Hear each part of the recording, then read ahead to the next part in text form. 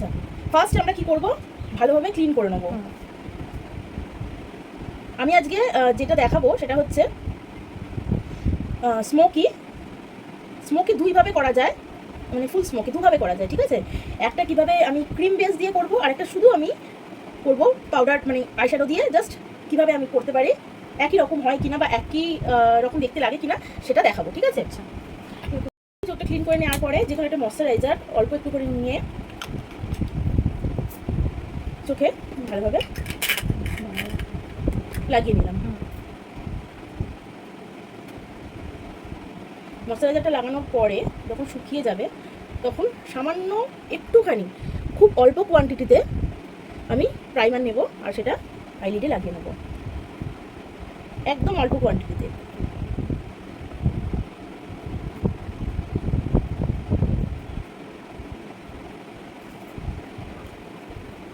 এবার যে কোনো লিকুইড কনসিলার নেব, লিকুইড কনসিলার নিয়ে একটা বেস তৈরি করব।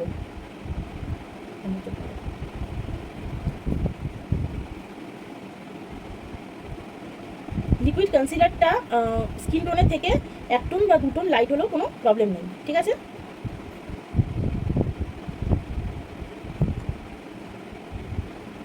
যত আইলিডটা ক্লিন হবে তত সুন্দর করে আমরা আই মেকআপ করতে পারবো। এবার এই কনসিলারটাকে আমরা ভালোভাবে ব্লেন্ড করে নেব। আর যখন এরকম কনসিলার লাগানো হবে তখন ক্লায়েন্টকে বলবে যে কখনো চোখ না খুলতে, যাতে ক্রিজটা না পড়ে, না হলে এখানে ভাঁজ পড়ে গেলে তখন আই মেকআপ করতে বা কনসিলারটাকে ব্লেন্ড করতে প্রবলেম হবে। আর বেসটা পারি, ঠিক আছে? তো আমি এখান থেকে নিচ্ছি এই ব্ল্যাক কালারটা নিয়ে আমি ওর চোখে দিচ্ছি।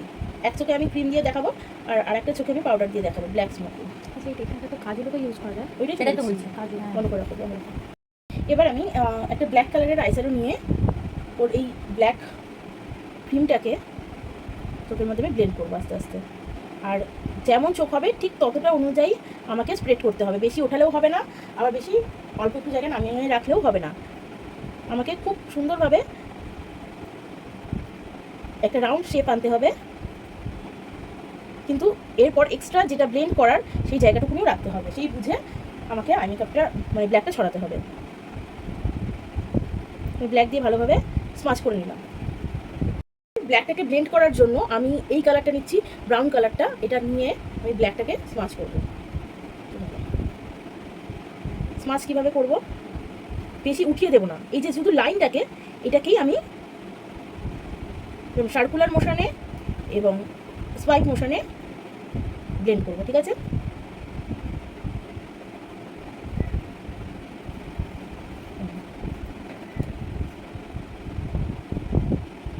আমি কিন্তু এটাকে এক্সট্রা তুলে দেবো না, ঠিক আছে? জাস্ট হালকা, কারণ যত ডার্ক কালার হবে তত নিচের দিকে, যত লাইট হবে তত ওপর দিকে যাবে। সেকেন্ড ব্লেন্ডিং কালার হিসেবে আমি এই কালারটা নিচ্ছি, যেটা হচ্ছে আগের ব্রাউনের থেকে একটু লাইট। এবার এটাকে আমি সার্কুলার মোশনে এরকমভাবে ঘোরাবো। আমি কিন্তু জাস্ট আগের ব্রাউনের লাইনটাকে ব্লেন্ড করছি, আমি কিন্তু এক্সট্রা কিছু ছড়াচ্ছি না, ঠিক আছে?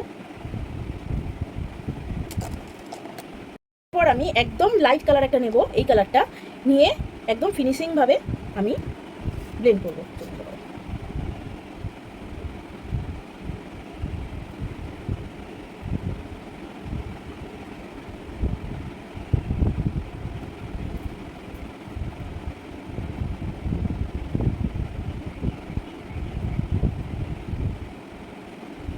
যেহেতু একদম ফিনিশিং ব্লেন্ডিং কালারটা আছে, সেটা যখন আগের ব্লেন্ডিং কালারটাকে, ডার্ক কালারটাকে মানে কি বলবো, স্মাচ বেশি করে দিয়েছে, তখন আমি কি করব, আবার আগের ওই ব্লেন্ডিং কালারটা নিয়ে জাস্ট আবার একটুখানি হালকা করে পুট করবো, যাতে খুব সুন্দর একটা এফেক্ট আসে, ব্লেন্ডিং এফেক্ট আসে, মানে ধাপ ধাপ ব্ল্যাক, তারপর একটু লাইট, তারপর আরেকটু লাইট, তারপরে আরেকটু লাইট, এইভাবে যেন আই মেকআপটা হয়। এবার আমি আইব্রোর যে আর্চটা আছে সেখান থেকে আমি এইভাবে তুলে জাস্ট এইখানটাতে আমি হাইলাইটার পুট করবো, বেশি ভেতরে যাবো না, বেশি বাইরেও যাবো না, জাস্ট এইখানে এসে একটু ব্লেন্ড করে দেবো। এবার আগে যে আইশ্যাডো ব্রাশটা দিয়ে আমি ব্লেন্ড করেছিলাম, ওইটা দিয়ে আরেকবার আমি এই আইশ্যাডো মানে এই হাইলাইটারটাকে আরেকবার ব্লেন্ড করে দেবো, ঠিক আছে? যদি মনে হয় একটু কম হয়ে গেছে তাহলে আরেকটুখানি হাইলাইট আমরা করতে পারি, কিন্তু বেশি নয়। আর সামনে চোখের সামনে এখানটাতে একটুখানি একটু অন্য, ঠিক আছে।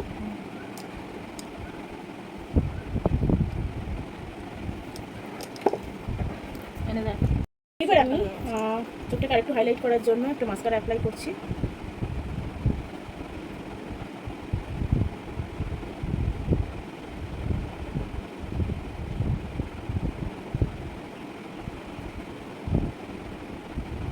চুলগুলো সাথে আমার সামনে চলে আসছে।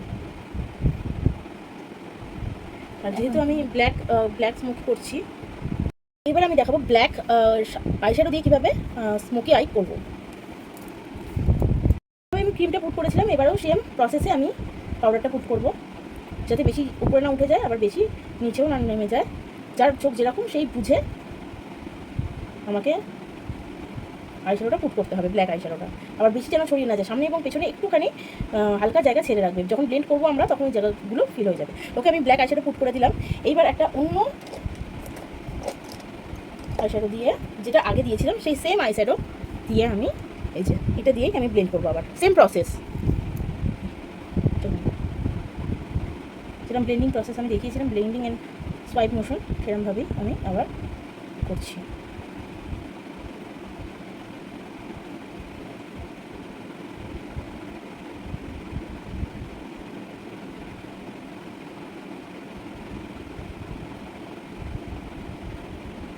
এইবার এই ব্লেন্ডিং আইশ্যাডোটাকে ব্লেন্ড করার জন্য এর থেকে একটু লাইট কালারের আইশ্যাডো আমি নিলাম। জাস্ট দাগটাকে আমরা ব্লেন্ড করব।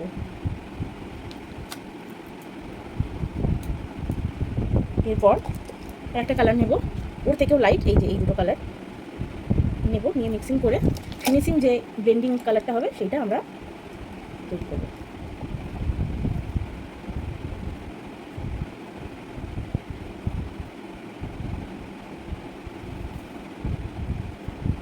এখানে যদি মনে হয় সব ব্লেন্ডিং করার পর যে আমার ব্ল্যাকটা একটুখানি দরকার, তাহলে কিন্তু আমরা ব্ল্যাকটাকে একটুখানি পুট করতে পারি, ঠিক আছে।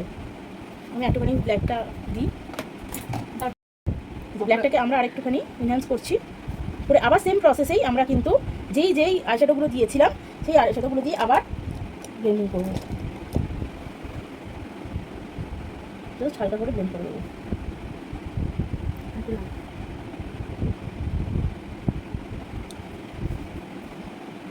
ঠিক আছে, দুটোর কিন্তু এফেক্ট টোটালটাই আলাদা, ঠিক আছে। এফেক্ট একটু চকচক করছে, এটা হচ্ছে একদম ম্যাট ফিনিশ, ঠিক আছে। ধরো কাউকে তুমি ব্ল্যাক স্মোকি করলে, করে যেই কালারের শাড়ি পরে আছে সেটা দিয়ে তোমরা ব্লেন্ড করলে, বা যে কালারের ড্রেস পরে আছে সেটা দিয়ে ব্লেন্ড করলে, এবার যখন দেখছো যে আরেকটু এনহ্যান্স করা দরকার পড়বে, তখন ধরো যে কালারের ড্রেস পরে আছে সেই কালারের গ্লিটার আমরা অ্যাপ্লাই করতে পারি। একটা চোখে আমি গ্লিটার অ্যাপ্লাই করে দেখাচ্ছি, একটা চোখে গ্লিটার আমি না অ্যাপ্লাই করে দেখাচ্ছি। যেহেতু পিঙ্ক কালারের একটা টপ করেছে, তো আমি একটা পিঙ্ক কালারেরই হাইলাইটার ইউজ করছি।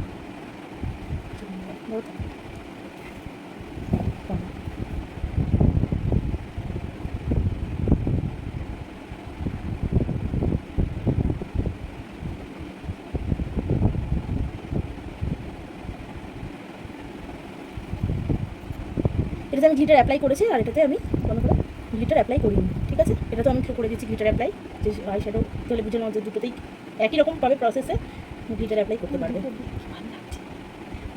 স্মোকি হয়ে যাচ্ছে না, তাই না? দুইটা তো ঢুকে গেল।